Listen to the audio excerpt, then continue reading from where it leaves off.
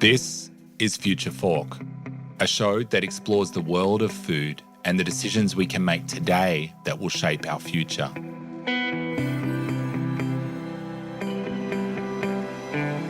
On the show, you'll hear from innovators in the food space.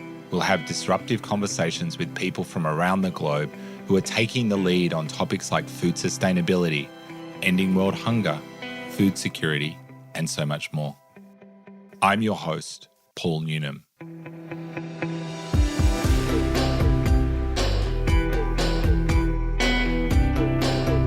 Today we're chatting with Silvia Alsonso. Silvia is a veterinarian and scientist at the International Livestock Research Institute, ILRI. She's spent most of the past 10 years designing and testing solutions to improve the safety of food in countries in the global south. Silvia is also a vocal advocate for a just transformation of food systems in the global south in order to make them sources of nutrition, health, and wealth for all. She's lived in 8 different countries in the world and keeps counting. In today's episode, we're celebrating World Food Safety Day, and Silvia is joining the show to talk about food security. You'll hear Silvia explain formal and informal markets and why food security is a key issue. We discuss what needs to be done to tackle this issue, and Silvia shares surprising examples of the positive impacts of informal markets. Let's jump in. Silvia, it's great to have you on the show. Yeah, thank you, Paul. It's a pleasure to be here with you. So, Silvia, just as a bit of introduction, you're a veterinarian and a scientist at the International Livestock Research Institute, ILRI for short, in the CGIAR. I'm sure there's people that maybe don't know what ILRI is. Can you tell us a little bit about what ILRI is? So ILRI is an international research organization which specializes in the livestock sector. So it does research primarily to support livestock systems in the global south. So it primarily works in Asia and Africa. And we take care of every aspect of livestock production all the way down to the impact on human health and human livelihoods. And it belongs to a larger consortium of organizations. This is the CGIAR that you referred to. A number of organizations, all of them working on research in different aspects of agriculture in the global south. So that's ILRI. And how did you get into ILRI as a veterinarian and scientist? Well, I trained as a veterinarian several years ago. And back then, of course, I had this dream of being a practitioner and take care of small animals. But then after I learned and I tried it, I wasn't too keen on it. I felt it was not big enough. So I moved into the livestock sector and started to do research. And originally at the beginning, I was working in Europe. I was working at the University of London, and we were doing research on livestock production and human health in the European context. And I always had an interest on livestock sector in the global south. And I kind of felt that I wanted to be in a place where my expertise and my work could possibly be more needed. And well, an opportunity came up to join the ILRI, and I sort of tried it, and that was already 11 years ago. So that's how I ended up working for ILRI and doing all my research in topics to do with livestock sector and public health in the global south. For people that aren't aware, what would this look like day to day? So what does research around livestock and public health look like? Right. What we do after 11 years in this space, for me, my day-to-day looks a lot like sitting in front of the computer and reading reports and writing reports and talking to our partners, talking to governments, talking to other stakeholders in the food systems, understanding what are the challenges, what are the research gaps, what are the questions, what are the problems that need solutions. And together we design ideas to help us either find answers to given questions or design interventions, design solutions that we will then test through our research process before they are implemented potentially at scale. we do a lot of dialogue with partners, design projects. Of course, we have to also get the resources to implement those projects. And then we have large teams on the ground that implement research.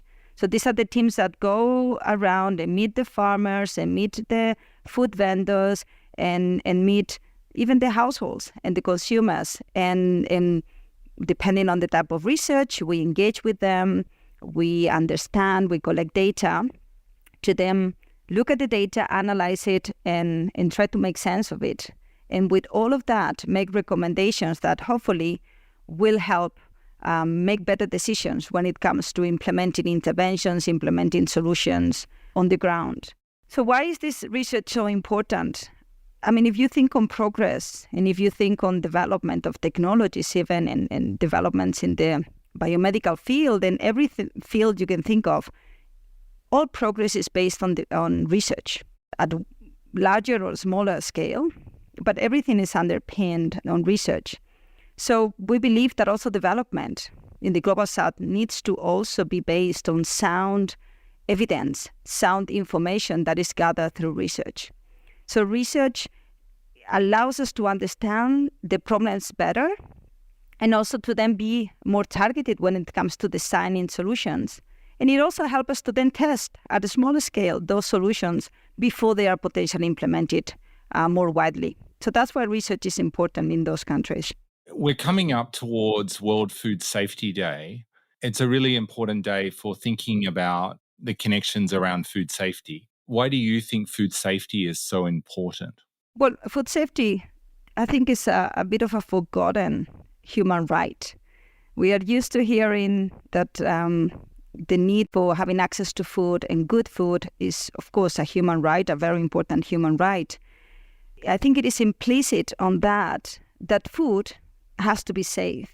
But I don't think it's often thought nicely through and acknowledged as explicitly as it should be. I think in the Western world, you go anywhere and you buy at the supermarket your food, or you go to a restaurant, you can be fairly certain that, or you can make an assumption that the food is good. There's a lot of resources and energy that goes into making sure food consumed is safe. In other countries where the systems are not so effective to protect food safety, I think we need to be very explicit to making sure that when we advocate for food security, we are also advocating for that food to be safe. If food is not safe, food is not food, basically. In talking about food security in formal and informal markets, what do we mean by formal and an informal market? Perhaps, Paul, before I want to make just a small clarification, the difference and the confusion between food security and food safety. So food security is the right of people to have access to good, enough food. Food safety is everything that has to do with that food not making us sick. So this is about not having contaminants, not having bacteria or viruses on the rest that can make us sick. So these are two different areas. Of course, they are very linked, highly linked. As we said, they have to come together and they have to go hand in hand. But yeah, when it comes to formal and informal markets, both for food security and food safety, what we refer to is the formal markets is pretty much what we are most used to seeing, right? Is those highly modernized and monitored and very regulated chains, right? From the farm, there is a processor that picks up the produce at the farm and then package it and labels it and then takes it to the supermarket. It's all very, very contained and it's very complex, but it's all very highly regulated.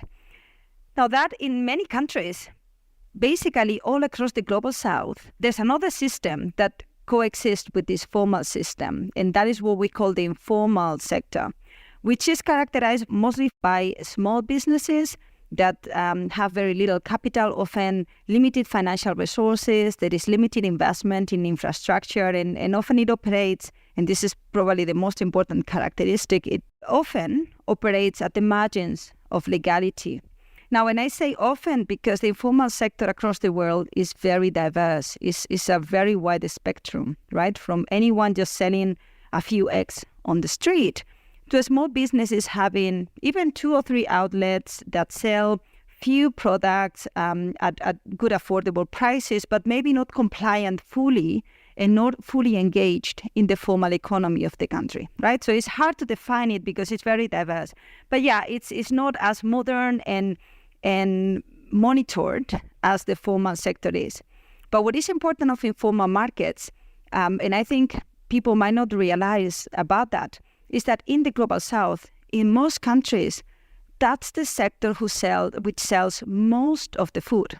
About 75% of the food is sold in that market. So it's not a minority, it's not a small market, it's actually the market in the Global South, the informal sector. And so in terms of investment, you would say that a lot of the investment goes more into the formal markets rather than informal. So how would we invest more into the informal food sector, and how do we go about doing that? We need to start rethinking how we are approaching food safety in informal markets. We need to change even how governments and other stakeholders are approaching the problem.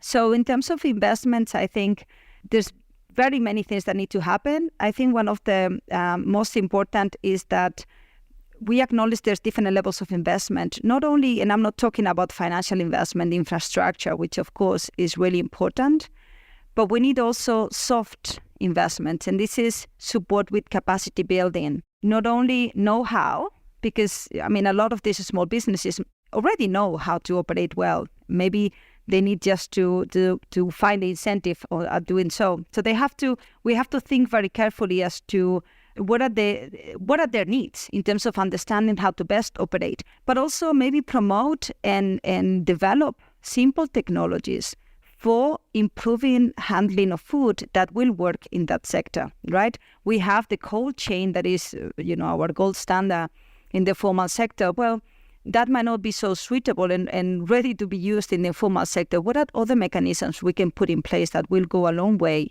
at supporting food safety? And I think something very linked to incentives that is critical in the informal sector is that we need to think through solutions also in the light of incentives for operators. So you can tell people how to do things, you can even give them the tools to do it, but if they are not gaining anything out of it, they are very unlikely to implement those processes or use those tools. So something we are failing to do, and I hope we can do more in the future, is thinking through what is driving these operators' behavior and choice of practices, and how we can influence that. How can we think on their investments? Will it be earning more money? Will it be getting licenses from government? Will it be getting recognized and legitimized? So depending on the countries, depending on the sector, what are the incentives that will really make sure that those tools we are giving them will be used? So when it comes to investment, this is the kind of thinking I think governments and international organizations and national organizations need to have to really start steering the food safety situation. And in terms of when we look at this, have you got some examples that you can share of the potential positive impact if that investment is done in the informal food sector? We do have a very recent, quite successful example now. We developed an intervention, we call it an intervention, a scheme, right, to support people selling raw milk in the streets, let's say in certain cities in Kenya. So these are what we call dairy vendors. They are small businesses. They sell a few liters of milk every day, and they have very limited equipment and capacity in general. So we developed a program that will give them some capacity. So they were being taught how to handle milk better. They were being taught how to manage their business better. They were be given business skills, because we knew that was the incentive, right? They wanted to know how to have better businesses rather than how to sell safe milk. And then we were following them up and monitoring them and visiting them several times. And we also developed for them a milk marketing campaign so that they could sell better their milk to customers and transmit this message to customers. Through that process, they will engage on this scheme for about 7 months or 8 months. And then after a while, we went back to see how they were doing. And we saw that, in fact, they had taken up on much better practices on milk. handling. They were even testing their milk using very simple methods, eventually rejecting their milk from their suppliers, something they were unable to do before. They couldn't tell how the milk was when they got it. So they were able to demand better milk from their suppliers. They could even demonstrate how good their milk was to their customers. So they reported actually that had turned into more customers coming to their shops, more sales in terms of milk, and in general feeling more professional and more rewarded in their businesses. And we could also see that the kids in families that were buying milk from those businesses started drinking a bit more milk every day. While in Kenya, milk is an important product, everyone drinks milk, but kids were drinking a bit more. So this really shows how this scheme could not only improve the milk safety practices of the vendors, but also influence how consumers act in terms of, well, in this case, the milk they give to their kids. So it's a very powerful program just by the fact that you are working with them, through them, and supporting them in their businesses, rather than the business as usual example, which is the government just expecting these are your requirements. If you don't comply with them, we have to shut down your business, right? So that's a very successful one that I think give us a lot of lessons that we can implement in other places. It's a great example of, like, when you first started talking, you were talking about the fact that the businesses wanted to improve their business skills. So their motivation was different to maybe the objective, which is to improve the food safety.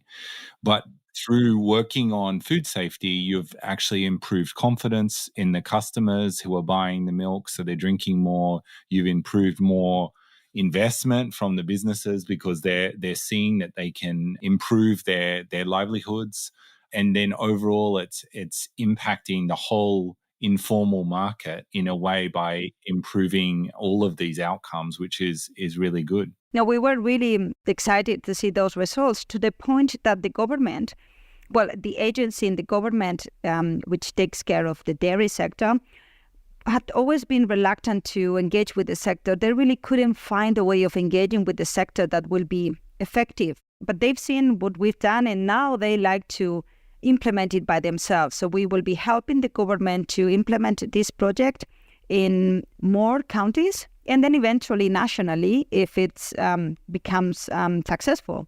So it's very nice to see how, in this case, research is really informing policy and has really help see that, in fact, maybe to address food safety in informal markets, we need these new types of approaches. So it's really exciting to see this take up by government. Is there any common misconceptions about food safety at informal markets that you'd like to dispel? There's several, but if you ask me to choose one, I think I will think on the misconception that informal markets are hopeless and helpless. So when you talk to a lot of stakeholders, a lot of people working on the food safety space in the global south, they almost feel the informal markets is unmanageable. We can't improve food safety. These people or this sector is dirty and is disorganized, and they are actually careless about food safety. I think that is an enormous misconception. Is what it's actually stopping progress. What we find when we engage with this type of businesses, this type of sector, is very motivated business people, very motivated small business owners that really want to do well. And they would like to, of course, they prefer to sell safer food. Of course, they want to be a referent in their community because they have good food. They don't have the means often to implement better practices, to use even simple technologies. So that's what we need to help them with. We need to help them to unlock and open doors that will help them get the resources that they need to do better and to operate better. So I think if we start to depict the sector in a much more positive light, to acknowledge the tremendous potential that it has, that is serving millions of people in terms of livelihoods, in terms of food security, and that actually is not hopeless. We can engage with it, and if we engage with it in certain positive ways, it will actually transform into what we want it to be. And there are other countries where there's been successful stories of embracing the informal sector. I think that's what we need to do. So that's the big misconception that we need to fight a little bit against at the moment. One thing that we like to always do on this podcast is to close with a bit of a question that's maybe a little bit of a pivot. It's around what's one thing that you're really enjoying eating right now? Right. Well, indeed. Okay. I'm at the moment. I spend a lot of time in Spain, in a small island. It's a local product that is a sort of a pastry, a sweet. That is eaten sort of for breakfast or maybe in mid-morning snack or mid-afternoon snack, and you can eat it with many condiments. It's very sweet and very nice, and it's only made in this island. So yeah, that's what it's called ensaimada, and yes, I'm enjoying it these days very much. Perhaps too much, but it's very safe. On the other hand. Firstly, what's the island, and describe to me the pastry? It's sweet, but I want a bit more. Mm-hmm. Okay, so the island is called Mallorca, and it's in the Mediterranean Sea. Well, not so small, but I mean, of course, a relatively small island in the country. The pastry is let's say like a croissant, but wider. It's like a big plate. It has the shape of a pizza, let's say, a spiral that moves from the center all the way outside, and it can be as big as a pizza. And it has top sugar, and inside you can put anything. You can put cream, you can put chocolate or nothing. And yeah, it's full of sugar. Yeah, bottom line. It sounds delicious. So, well, thank you so much for joining us on the show, Silvia, and thank you for the important work that you're doing. And this has been super helpful for us to hear just before World Food Safety Day, and hopefully dispels a few myths that are out there. So thanks so much for joining the show. Yeah, thank you, Paul, for having me. It was a pleasure. And thank you for helping us spreading the word on this important work. Yeah, thank you. You've been listening to Future Fork, a show that explores the world of food and the decisions we can make today that will shape our future. Future Fork is produced by Disruptive Consulting Solutions and supports the SDG2 Advocacy Hub. For more info, head to the website futureforkpodcast.com. This show was produced with strategy and production support from Wavelength Creative. So you don't miss an episode of Future Fork, make sure to subscribe to or follow the show in your podcast app. And while you're there, leave us a 5-star review. It really helps others find the show. I'm Paul Newnham, and I'll see you in the next episode.